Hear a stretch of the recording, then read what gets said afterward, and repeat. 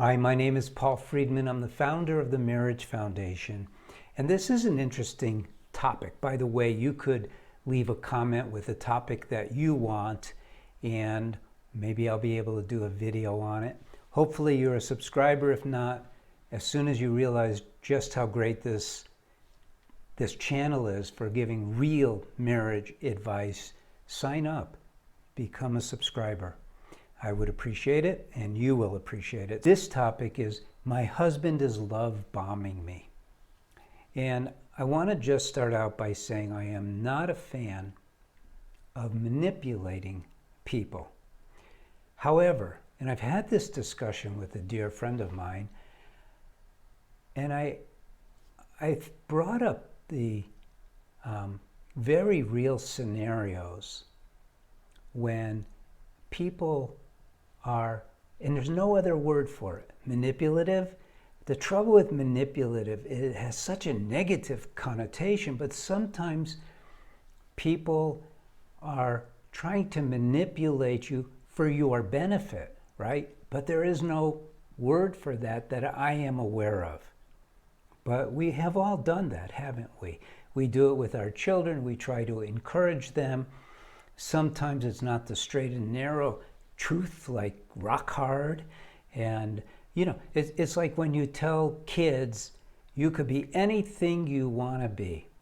Well, that's not really the truth, but we want to inspire them. So love bombing is when your husband is just being so lavish with his compliments and his smiles, and he's just being so nice to you, and you're going, whoa, what is going on here?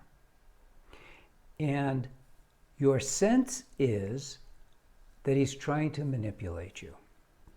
He wants something, or maybe he's hiding something.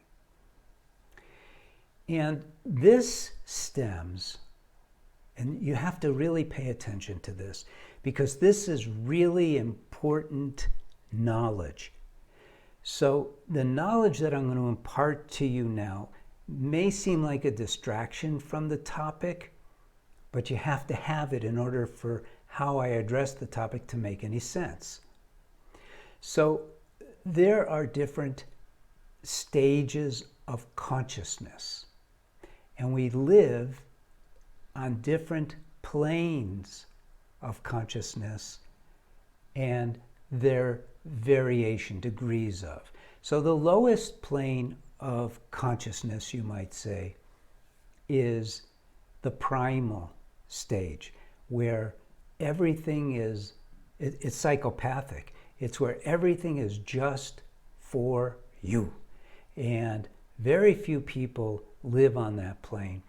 We avoid those people once we see what's going on. They're now called narcissistic, and there's way fewer narcissists than what people think there are. But those are the people who are just always looking out for themselves. They simply do not care about anyone else.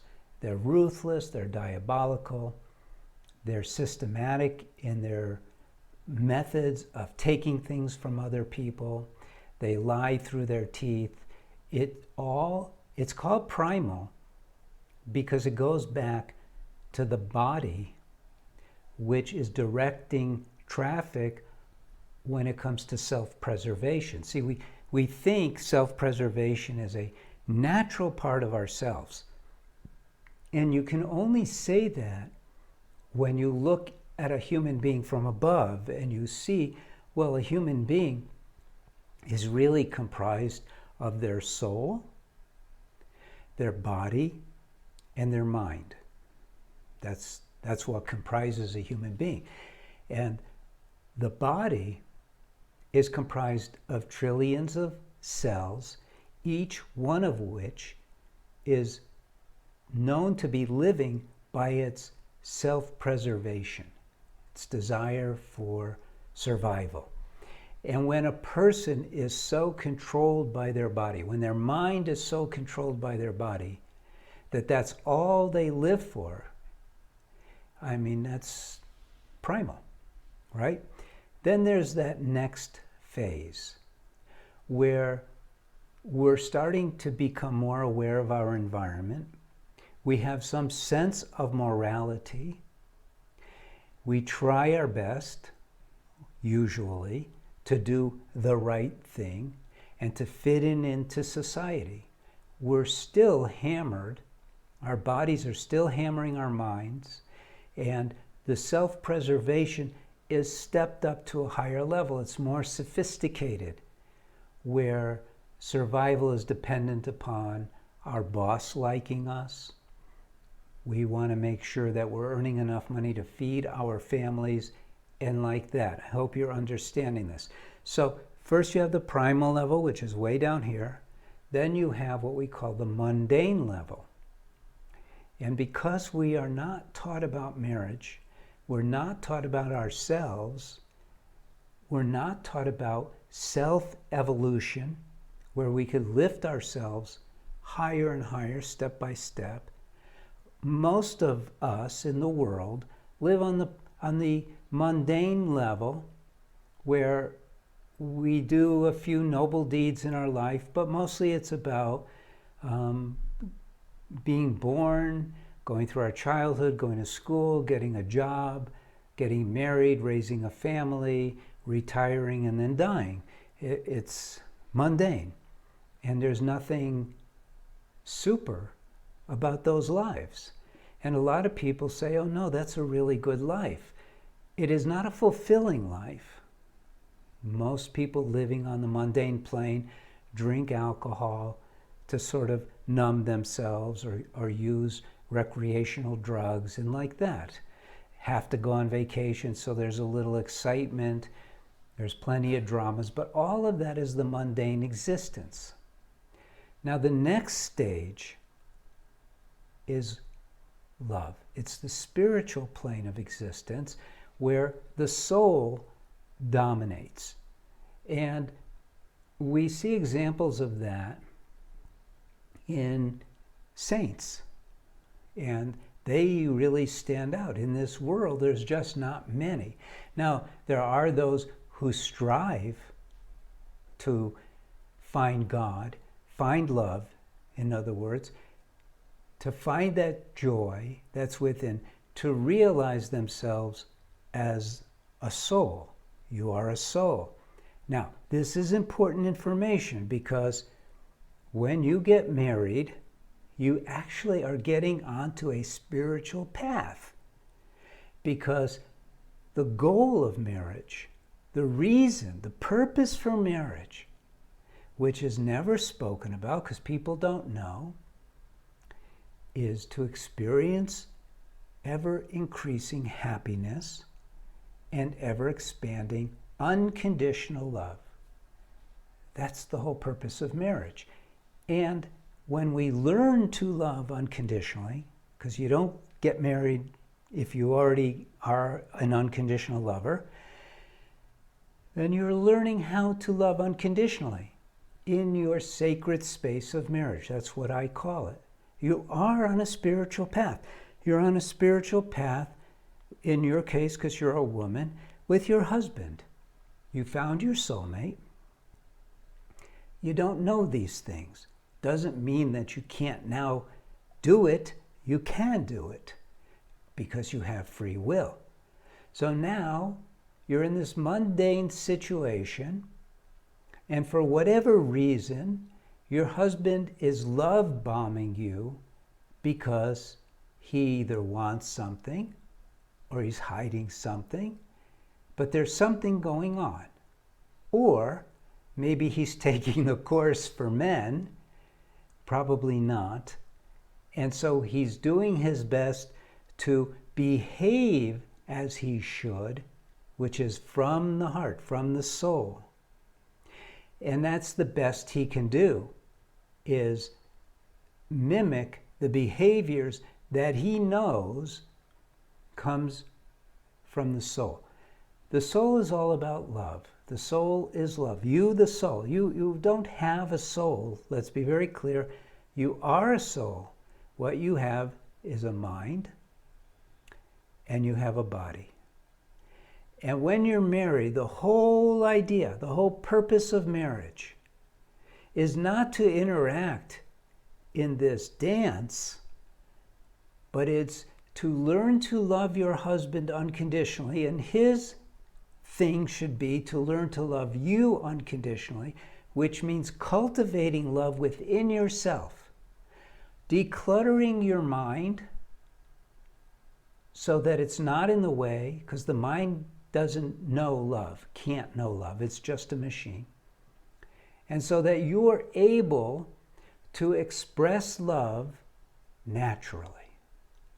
And then the love, let's call it love bombing if you want, it doesn't matter, is a natural expression of the soul. And that's not what you're looking at now. If you're searching this subject, it means that you're going, okay, what does he want? What is he hiding, right? So what do? What you do two things. Well, maybe more.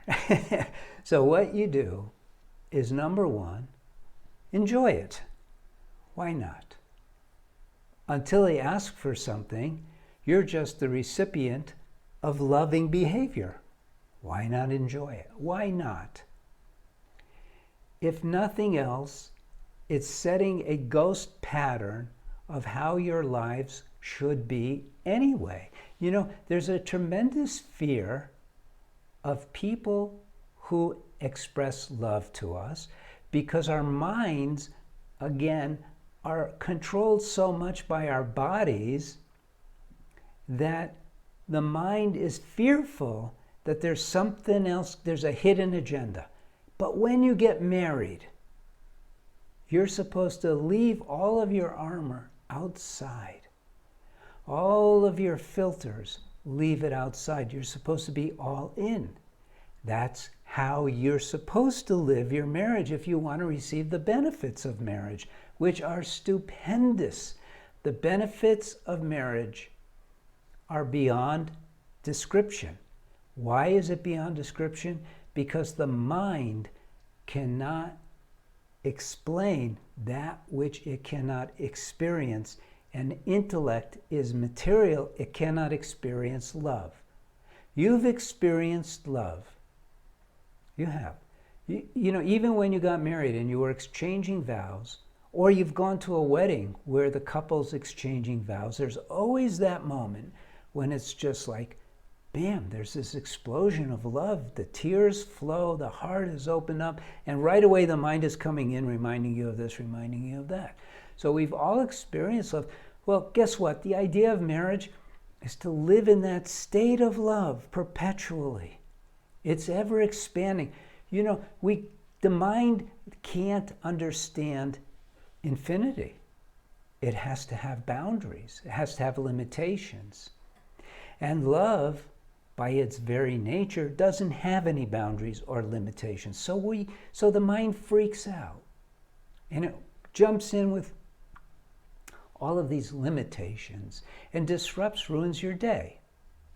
So, I've tried to explain this to you, not just so you would know what to do when your husband is love bombing you, but so you know what to do in your marriage. So you know what to do to have the marriage that you are supposed to have. Marriage is one of the most amazing gifts given to us when you know how. You gotta know how. And you're not going to learn about it in the magazines that you read or the romance novels or by watching sitcoms or movies, which have been our teachers for love and marriage. We're not going to learn it there because marriage is a very spiritual entity and you deserve it. It wouldn't be given to you if you didn't deserve it. God would not have put it in front of you if you didn't deserve it. But God is shy. He wants you to learn how to use this beautiful gift. So you have free will. You have the consciousness of love. You know what love is. You have the consciousness of joy. You know what joy is. You have volition. You're able to connect those dots.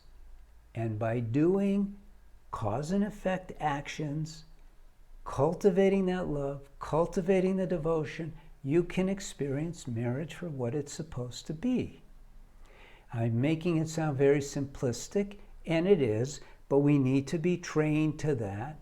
And that's why we happen to have, I wrote a couple of books, we have courses, but even these videos, read the comments, so many people, because we have hundreds of videos, so many people are talking about how this is the real teachings of marriage. It's opening them up. It's just blowing their minds. And unfortunately, it shouldn't be. This should be like default. It should be what we all know, but no one knew. So we're cutting edge. The Marriage Foundation is cutting edge. And why not enjoy your marriage? Why not? It's an amazing thing. So now, okay, that's it for the topic. Hopefully you will like this video. And now I'm going to talk about that. We're going to start training TMF counselors who would like to join us. This is online. We're doing it online. I wasn't always online. I was a divorce mediator at the turn of the century. I love hearing myself say that. At the turn of the century, and then I had a couple ask me if I would save their marriage, because obviously I knew how to set things up. I had a whiteboard and all that, and I was taken aback, but I agreed. And so I looked into marriage. I was in favor at that time of divorce. I thought, okay, if you can't live together in happiness, get out. But when I started researching marriage, one of the first things I discovered was that traditional marriage therapy is a joke. It doesn't work. When you think about it, it makes sense that it doesn't work, because they're working on problems instead of teaching people how to be married, how to take the next step, how to find that joy, find that love in their marriage. So I looked at the question of, why do people get married in the first place? And statistically, people get married to the person they're married to because they fall in love. But why get married at all? Took me, believe it or not, it took me a while to come to the conclusion that we all get married in order to be happier. Don't we? And secondly, we all get married because we want to experience love. We're souls. We crave love. Gotta have it. So I started developing systems to help people get there. I'm very, very pragmatic.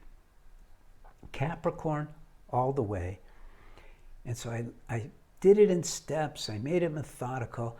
And I was having tremendous successes. I was working with direct, because I was in San Diego, so people heard about me in Los Angeles. I had clients come down who were movie directors and movie actors, and famous ones too.